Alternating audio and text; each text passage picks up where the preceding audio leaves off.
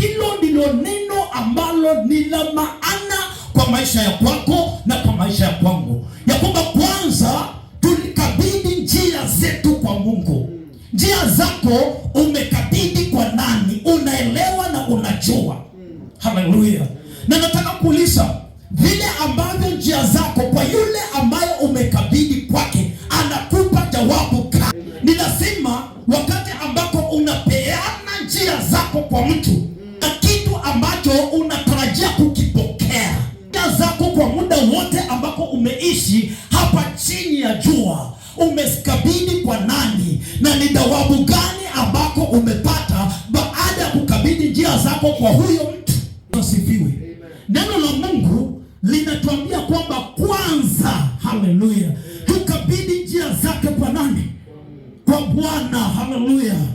So nikaona kwamba kuajibika ni kujitia muhanga, yaani ni kitu ambacho ni personal decision. Haleluya. Ni kwamba kama unataka kukabidhi njia zako kwa Mungu, ni uamuzi wako wa kibinafsi, ya kwamba kwanza hautaangalia ni nani. Nataka kanisa tukatoke hapo. Haleluya. Ya kwamba ni nani anayekuja kanisani ndio niende. No, tumepita hicho kiwango. Haleluya.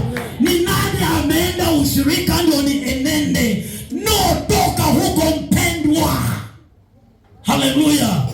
Ni nani ambaye anapatikana katika ibada ya leo nataka kufanikisha njia zetu na Mungu. Kama tunataka ushirika wetu na Mungu uwe sawa, kikao cha mbele ni kumpatia Mungu maisha yako, akili zako, mawazo yako na nia zako.